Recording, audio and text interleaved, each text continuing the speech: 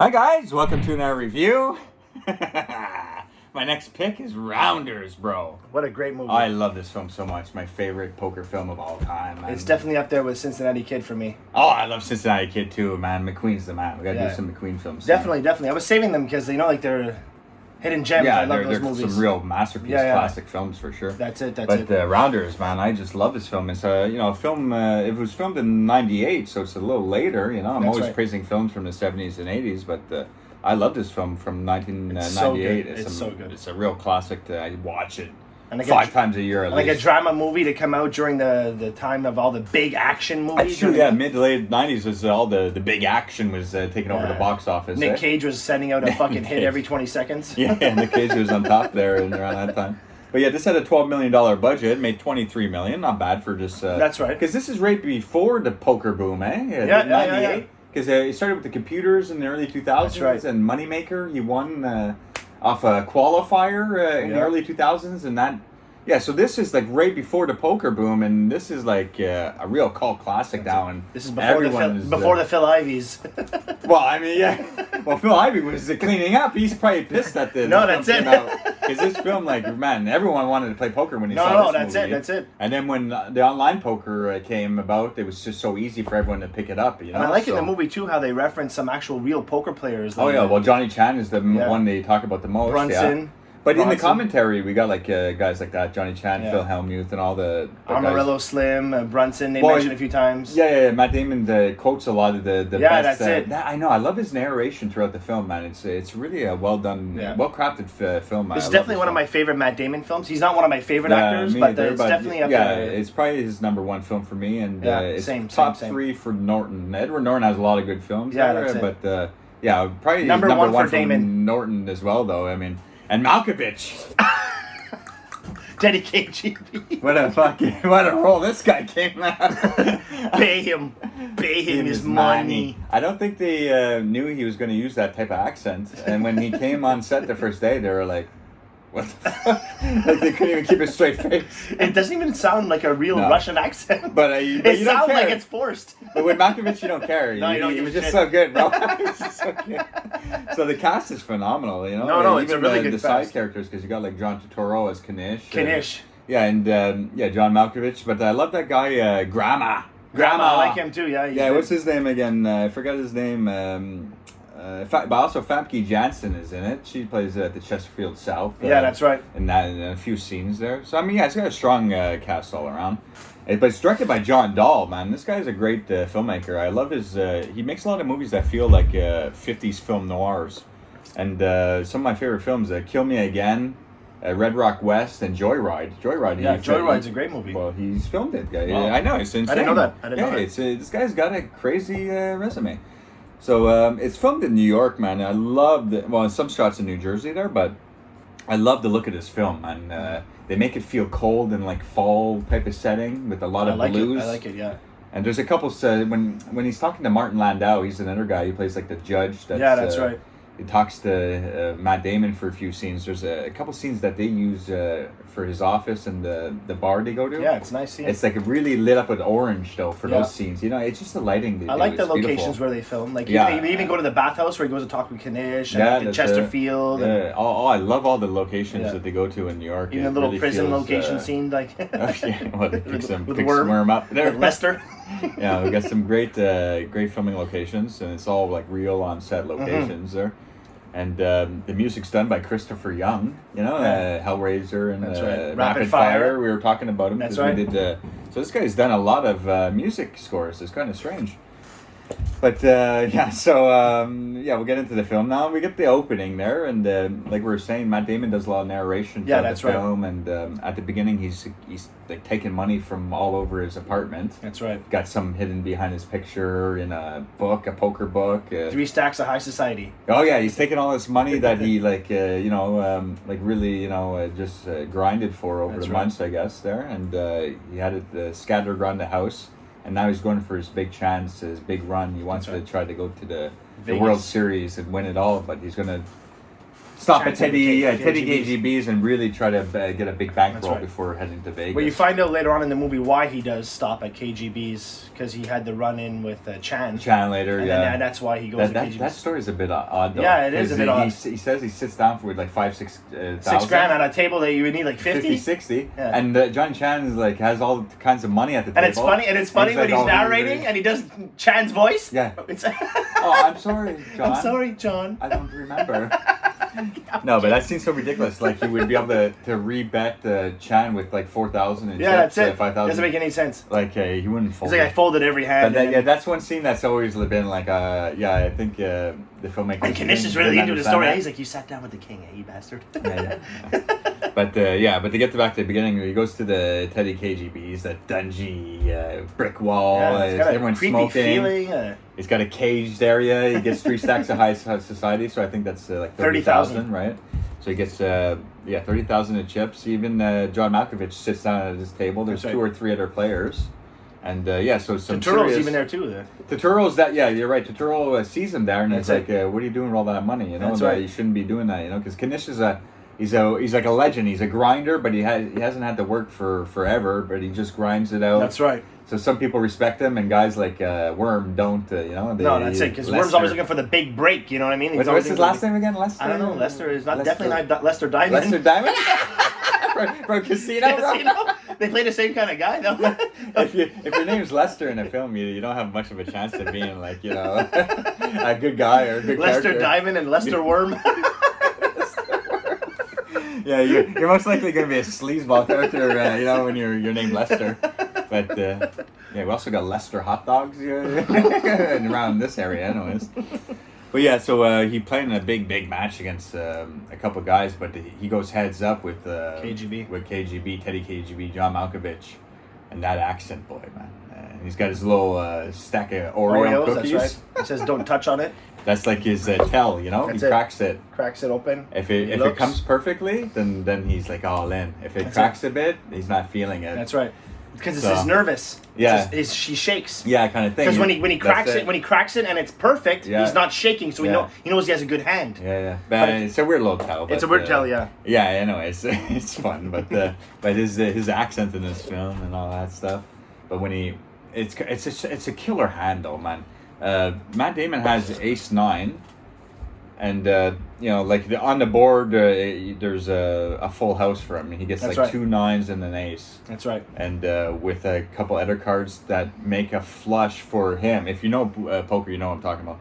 So he thinks John Malkovich is on a flush. That's the only thing that he could be on. And he has 9s over aces. No, he has pocket aces in Malkovich. Right. So he has aces over 9s. He's aces over 9s, the bigger full house. That's right. He has 9s over aces. That's right. So it's like the worst feeling beat. It's like a bad beat. And he lost everything there. But more than 30,000 because he was up at that point. No, he was. So it really, this film really makes you feel for like the bad beats and everything. It's it really well filmed. If he was at Playground, he would have got paid out for the bad beats. Oh, maybe that's because around here, there's some bad beats around our poker joints around here. That's it. Yeah, that's true. You get paid even though you lose. Yeah, someday with the huge bad beats. They might even change it. It might even be like a 4 of a kind has to beat 4 of a kind now. Some ridiculous thing that hardly ever happens, But yeah, so after that, he's like bust. He's like he's torn up about it. He's like, but even that shot where he's like standing outside, it's late night. It's all this smoke coming from the sewers. Right. You know what I'm saying? It's beautifully shot. Yeah. And he's talking to John Turturro, and he's like, "Don't worry, a few more months, let me stake you. You'll be back." That's right. It happens to everyone. Everyone goes bust. He goes driving that truck. Yeah, because Kanish helps him get like a delivery job there, right. and we find out he's trying to pay through law school. That's right. At the same time. Become a lawyer, yeah. So he's doing he's riding Kanish's truck, John Turturro's truck for him. It's about 9 months later now. We find out he's driving the truck, and he does a delivery job, but he stops by, and this is where you start seeing the judges, Martin Landau. That's right. And he talks about like the judges game. He's heard about it on the streets. Judge Marinacci. Yeah, but I mean, it's seems like a pretty lame game. $5, $10, $20 bets for these types of people. It's a $2 buy-in. But he sweeps everyone off their feet. He's like knows everyone's hand without even like he's like showed saw half the hand. How the fuck you betting into it? The one guy goes, you know. So like, yeah, it's just summer internship says I can tell you exactly what you have. That's it. And he's like, I don't bet with jobs like that, but just let me, I'll put you at the top of the list. You know? Right. So he makes a good name for himself at that meeting with amongst the old guards, you know. So it's looking good for him, looking promising. So he heads home, and you see his girlfriend, played by Gretchen Mol, a blonde-haired woman there, and that's his girlfriend. She's okay in the film, you know. She kind of irritates me. Yeah, she's always on, she's always on his back, you know. But I mean, understandably, he lost a lot of money there. But yeah, so he's just but. There's a little, 2-minute scene between them before you go. She's getting ready to go to school. He's getting ready to go to bed. He just finished his shift, but he's like, "Oh, can I borrow the Jeep tomorrow? Worm's getting out, you know." Lester Worm. She's like laughing, you know. He's like, "What?" You know. He's like, "My brother." Mm-hmm. She's like, I can't believe he's still friends with someone named Worm. Yeah, that's just like she hates this guy, you know. He ends up being a real worm in real life. That's why he got a name. Well, he's like a master mechanic, though. Like he could fix the deck. He could, and that's what they kind of do later on. I like his little tattoo. He's got the ace up his sleeve. Yeah, he gets a nice little. It's like an ace up my sleeve. He's got some great chops too, bro. Yeah, he shows the ace. But right before he gets out, because he's waiting for him in the Jeep out front, but you see him playing a little game of cards with some inmates. That's right, for the cigarettes. So we find out he's been skimming smokes off these people, base stealing, doing all the mechanics, all that stuff, cheating and everything.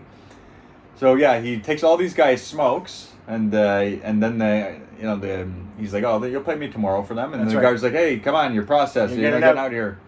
He's leaving with all the smokes. He doesn't even smoke. Yeah, so he leaves them a few, but man, he has a bag full, and he just dumps in the garbage before he's like opens they open the main door. There's some top currency in there. So why didn't he just give it to them? He's like, come on, he's smoke worm, and the guy's going, like, come on, man.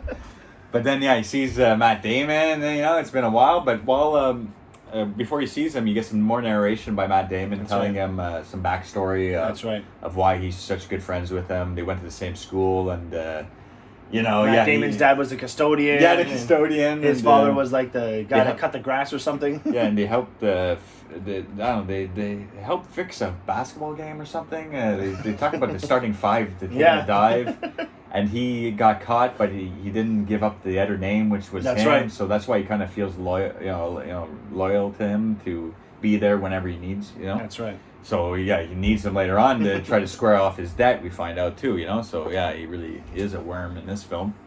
But I love them together. Yeah, they have all the scenes together. Yeah, they're fun. Right in the car, man. Right, like you said, he's showing him his chops, showing him the tattoo. What do you got? Let's go to. He's like, I know a game friends. Already. Like. Yeah, that's it. But like, he's driving him to like some big place out in New Jersey woods or something. But I guess it's for like fraternity rich kids. That's right. Secret handshake, motherfuckers. Yeah. But he's talking about like he was almost dating the hostess before he went away. Right. So she has a hookup of trying to get him in, where he's her friend from out of town. Yeah. And he's like, Matt Damon, come on, let's get in there. Matt Damon plays the fake boyfriend of the girl. Yeah, but Matt Damon says, no, I made promises, I'm off of it. I can't do it. But so he lets him off. He's like, but I got my knife, fork, plate, sauce. I don't have the steak. Don't got the steak. Don't have the steak. So Matt Damon's like, he's living on nothing, No, that's it. And he gives him, he's just like... give him like $220. $220. He's just like, $220, won't you get me started? But like... He's like, why are you saying that? Like, I know, at least he's giving you At least he's giving you something. He's like, that's 11 bets. Like, he's like, 11 bets? Okay, Worm, well, you're going to have to make a few moves quicker there. But again, some nice shots. You see him, like, he's getting ready. He's getting ready. He's walking towards the house in the darkness. They say really a dark night. He's driving away, but then more narration where he stops at the side of the road. He looks in the rearview mirror. More narration. Turns back.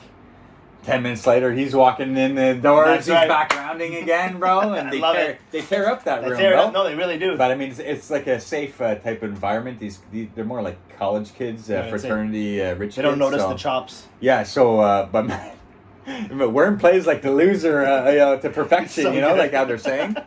And he's like, so he plays like the loser. He loses everything, but he sets up Matt Damon with all the great hands, and he tears up the room. I think they make like $1,200. He even had to fold a few hands. Damon said, yeah, he was getting too obvious. That's the problem with Worm. He makes it too obvious sometimes. It's like, come on, you gotta make it a little, because you can set your hand up and the other guy's hands too. That's right. But like sometimes it's like, oh, you got 3 kings right off the bat, like later on, and it's like, whoa.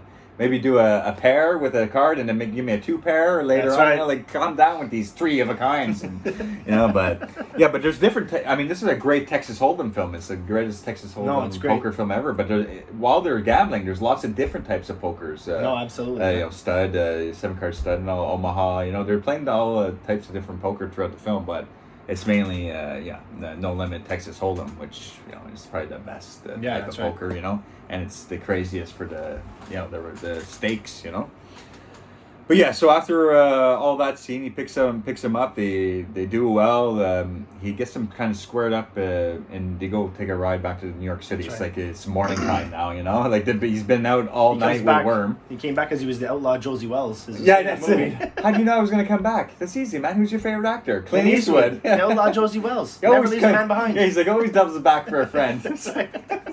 Great banter between two good buddies. I love this film so much. So yeah, it's like daytime, early morning. He brings him to the Chesterfield South. It's like in this big corporate building. Brings him into like the custodian basement, where a janitor would put his mop.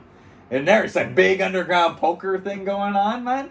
Yeah, so he sets him up, gets started, to make a few bucks. And find out he's like other people are eagerly awaiting his release to pay up some debts. We find out Grandma bought up all his debts and partnered with KGB. That's right. 15,000. Yeah, so he owes them actually 25 grand, I think it is. But when he beats him up at the strip club, he takes 10 grand off him. That's right. Because he at this joint here, he's able to win like 10 grand. That's right. So he does well at Chesterfield South, but the problem is he borrows 2 grand on Mike's name. That's right. Because he's a well-known guy, and that's where Famke Janssen works and everything, you know? So she kind of has a thing for Mike. Yeah, that's it. Yeah, that too. So he's like, so give me 2 grand on the finger. But when he cashes out 10 grand, he doesn't give back the 2 grand. He's he takes the whole 10. So this guy's really screwing up his best friend, His best friend is already going out of his way for him, So, Worm is a real sleaze, but I love their chemistry together, and you just want to see them... succeed together, yeah. Excuse me. But so after all that stuff, man, they do a big he goes back to see his girlfriend. That's right. But she's like kind of irritated that he's been gone all night, and she said, I haven't been next to a card game at all, you know what I mean? And she's like going through his pockets, finding a stack of money. Shower. Yeah, she sees the gangster roll. Yeah, that's it. The gangster roll. She says, and she leaves it right on the counter, so he knows. And she takes off because she's in his law school as well, and they're in like. And he's like the lead counsel, so he has like the most important role of the law school. It. He's supposed to, and he's like kind of like fucking up, like. Yeah, he's supposed to be the first one there, last one to leave, and there's a few other people that are like working with them, and his girlfriend is one of them. So she's already at that meeting. He shows up late after the shower and that, and Knish, Judge Turl pulls up. He's like, the Worm's down there with the mechanic's grip. I know. That's it. He's like, it's okay. He's running your name up, Yeah. He's like, he's gonna ruin your name over there. And he's like, it's okay. A lot of these guys are, at the end of a 30-hour shift, they can't see straight. But if Roman and Maurice start their shift, you better be careful, That's it. He's like, I gotta protect him, So he leaves his classmates behind. He's like, he's starting to round again. School is kind of becoming like a second, to poker again, So he takes off to go check on Worm, and he's like, okay, I got to talk to you, man. You got to let these guys, give them back some of their money. They're outside eating a hot dog and having a good. He's like, you're gonna print those credit cards again, Worm? Go back for printing credit cards? Yeah, I was distributing. He's trying to eat a hot dog. I think in the commentary he said he's like having problems with that scene because they did it so many times, and he ate that hot dog. He took a couple bites. Right. That's why if you watch the scene, he's like kind of like biting the bread a bit. He's getting full at that point. He shoots the hot dog away because he's like, fuck, I ate about 10 hot dogs up at that point. It's funny. You just, because I watch a lot of commentary on my movies, so funny. I get these little tidbits. So yeah, watch him eat that hot dog. He's like not enjoying it. No, for sure. He had too many that day. So he goes back supposedly and loses a bit, but like we said, he takes the 2,000 that he's supposed to pay back. That's right. Starts running the juice on Mike's name. Fucking asshole. So yeah, then he hits the strip club. Grandma bumps into him. We find out that Grandma bought up his dad. And he's fucking... KGB is backing him for the money. Yeah, that's it. He's smacking him around. He takes the money that he won from the Chesterfield South. So he owes about 15 grand now. And this is a scene where he Matt Damon goes and sees the judge, teacher guy, or whatever, his mentor, Martin Landau, at this bar or whatever. That's where Lando tells him about his yeshiva. His Shiva past. When I left the yeshiva. His family wanted him to be... It's a bit too long, this scene. That's the only criticism of this movie. I think it's like 7 minutes. I mean, it's a well lit scene, but I mean, we got Worm in a strip club getting smacked around, and then we got a 7-minute. Mike, when I left the yeshiva, and that's it. It's his family wanted him to be a rabbi, but I mean, they had to really connect these two characters because he goes to him at the end. Yeah, that's it's like that guy pretty much saves his life. No, he definitely does. He definitely does. Yeah, so we'll get to that, but so after that, we find out his girlfriend end up leaving Matt Damon because he walks back home, and Worm is waiting for him outside. He's all beat up. He has no money. So Matt Damon shows up. They go up to his place, and all his stuff is gone. The sheets, the ice cube, trays, everything's gone. But so his girlfriend left him, kind of thing. And Worm's like, "This bitch, like you domesticated yourself for this woman." In the poker game of life, women are the rake. They're the fucking rake. He's you know what makes me feel good when I'm down? Rolled up aces over kings. Yeah. Going because take the turnpike over to the Taj. That's right. Yeah, and take tons of money off the tourists. But he's like so funny when he says that line. He's like, "What's saying? The women are the rake." That's it. He's like, well, there ought to be one. Well, there ought to be one. He's like, well, okay, let's hit the road. Let's go. And then the music starts kicking in. Like, don't tease me, baby. And they have a really good time. Man, I just want these scenes to go on forever, man. It's a good buddy picture. That's it. Nice road trip because like a 2-hour trip. That's right. But yeah, but when he gets there, it's like all his buddies from the Chesterfield South are at the table. Kanish is there. I like that they're sitting down, they're having a grand old time, and these two guys, they sit down at the table too, and they're just like, these guys don't know what they're fucking in for. Yeah, some more narration going on. Yeah, so they're picking on these tourists for a few hours, and then because Worm took a couple-hour break to see a relaxation therapist. That's right. That's what he likes to call them. He's like, well, how much was the hooker? And he's like, Mike, please, a relaxation therapist. But he's like, no, some money for some noodles. Yeah, because he takes the chips off Mike at the table. That's he has no money, but he had the 10 grand, but he has no money, so he takes the chips. And Mike's like, why do you take my chips? After they're eating noodles, he's like, well, I ran into Grandma. He tells him the whole situation, but he doesn't tell him that he's backed by KGB. No. So he says, with his damn gorilla math, it's probably like 10, 15 I owe him. With the juice, yeah. He's not telling him all the stories, but he's saying that, he took his money and stuff, so... Yeah, so it kind of ends kind of quick, the Atlantic scene or New Totoro has a few lines. They really don't like each other, Worm and Kanish.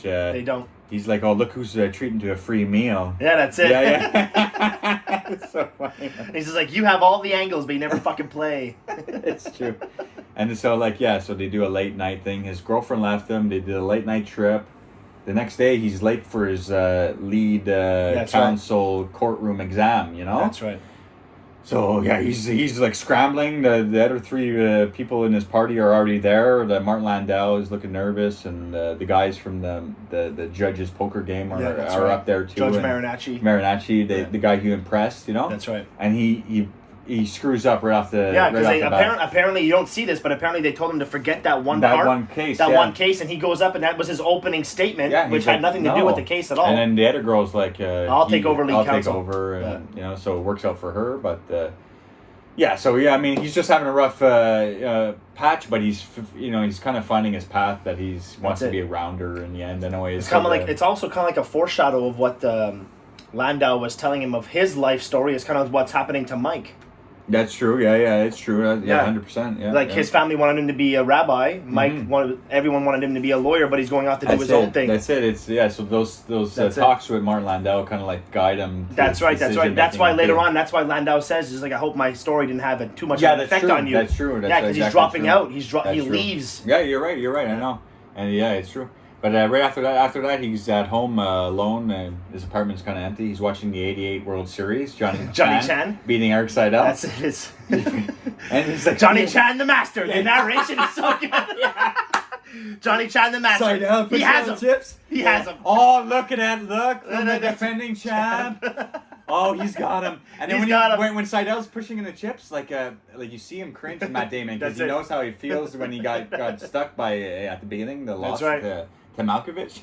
But Famke Janssen shows up and lets him know that he's running up the juice on your name. No, that's it. You know, 7,000 now, I think. Yeah, but he's able to give her 1,000 at least, and cut him off. And she wanted him there in the worst way. Like, she came, she was dressed up in a short little dress, starts kissing on him. Yeah, she's like, I could stay to kind of make up for it, make you feel better after giving me this. In his situation, I probably think would have kept her. Yeah, but he's just so distraught. He shoots his glass. But honestly, he owes money to Grandma for and KGB for Worm, and he owes them, the Chesterfield South because of Worm.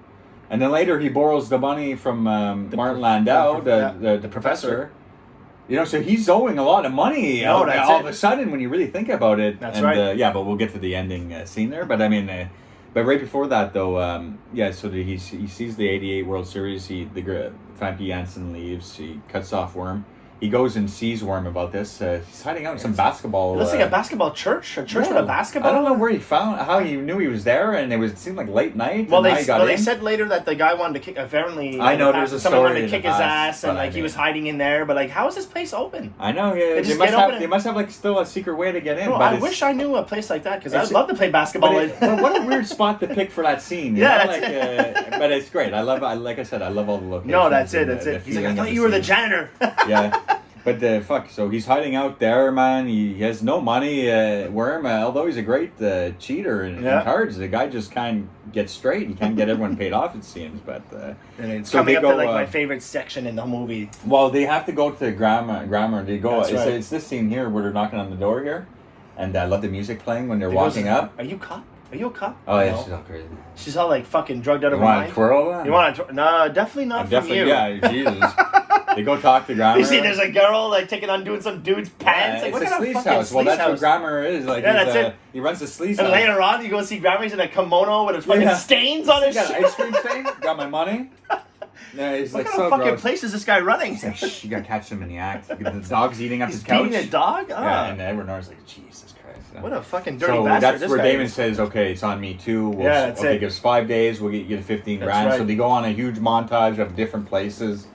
I love this. This is my favorite part where they start doing the real rounder, they're 64-hour thing there. Yeah, that's it. The first 3 days they're cleaning up, but he has a crappy moment at the golf pro spot. That's right. Where he doesn't get he doesn't get the right read, and the guy bluffs him. That's right. But he's still up like 7-8 grand up until that point. But Worm is like, it's not enough. But the thing, that's one part right there that kind of bothers me. What? It's just that Matt Damon's doing all the playing, and he's winning all the money to get Worm basically out of trouble, because you know what I mean. And Worm is like, why the fuck? What the fuck? You know what I mean? Giving him shit. You know what I mean? Well, it's because Matt Damon's playing it straight. He's the only one playing, and Worm kind of wants them to cheat together. That's how he figures they can get it quicker. But he's like, okay, after that golf pro poker game, he's like, okay, let's go get a shave though. I like it. He's like, I feel like I'm gonna get whacked. But that's a nice relaxing thing after being. I like when they go play the Greek guys. It's like, fuck you! No, fuck you! Oh yeah. You. Does he look like a man beaten by a pair of jacks? Yeah. Fuck you! Me! Fuck me! Fuck you! Yeah, there's a bunch of just little poker moments, before they go to like the. Worm tells him he heard about this game from inside jail from one of the guards about the. He's like a bunch of municipality workers. They're all fucking we find out they're all cops. They're all state cops. He's like, are you fucking... He's thinking like, we got some guys putting down that's phones, He's a guy, you want me to go fucking play poker against a bunch of cops? But they drive out to New Jersey, wherever it is. It's like 5 hours there, 5 hours back. The drive, you find out. Lead me to it, That's it. So, but he's like, no, I'm going in alone. You go find a bowling alley and come back in 8 hours or whatever. Right. But halfway through, he's up like $4 grand. He's winning. He's doing good. Yeah.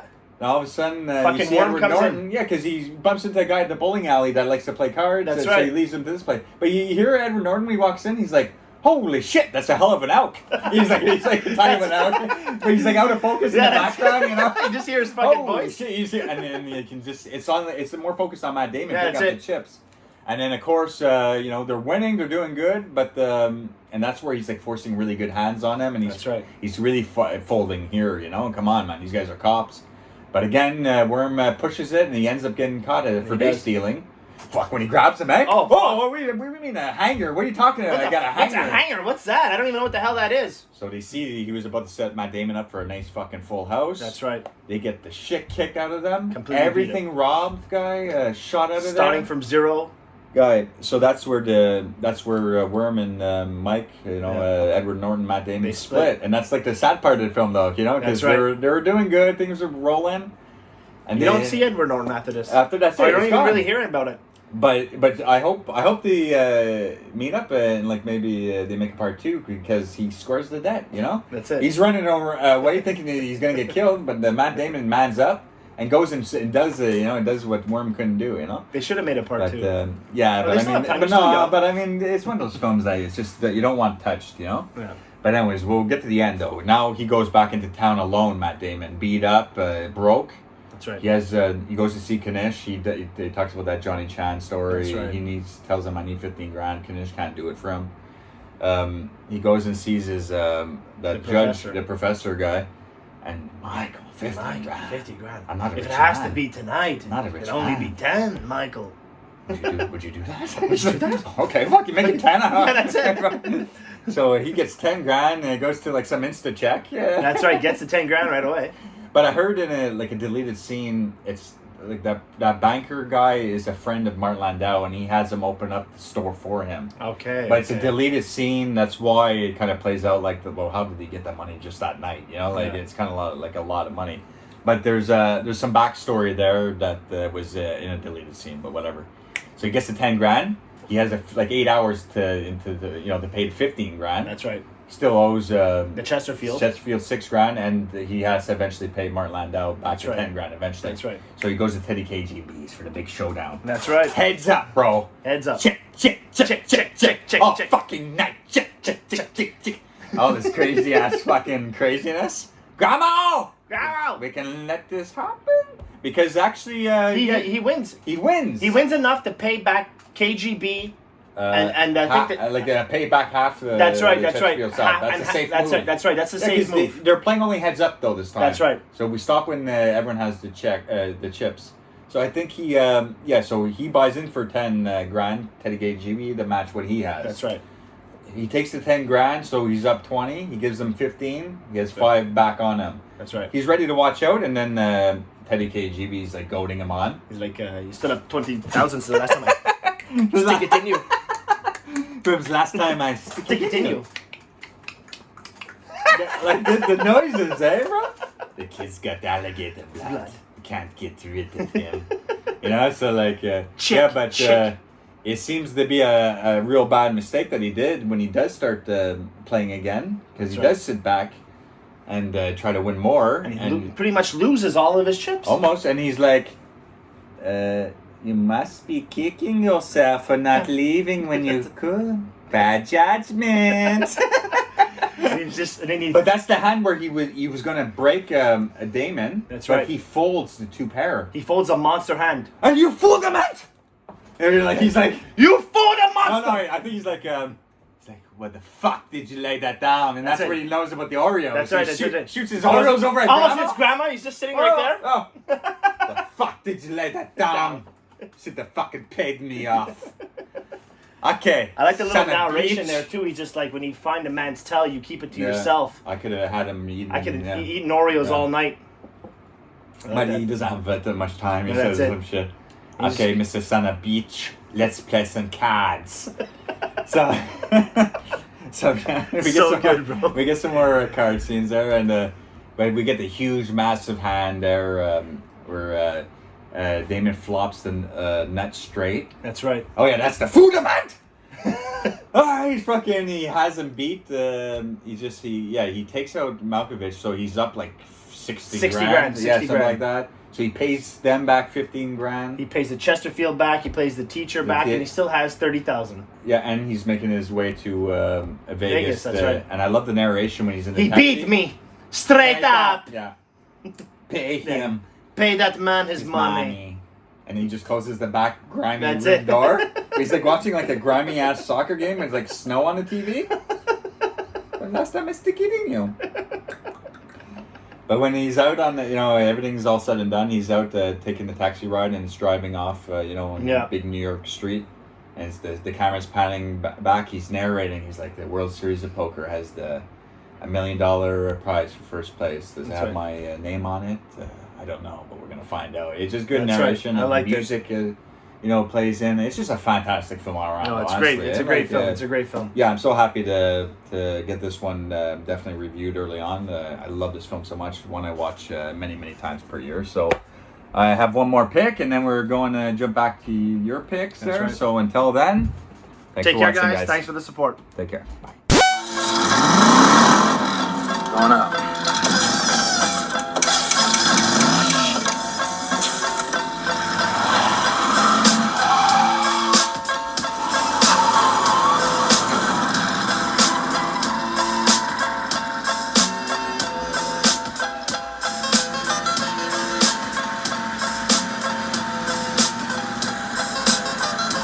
In the office, baby. Good day.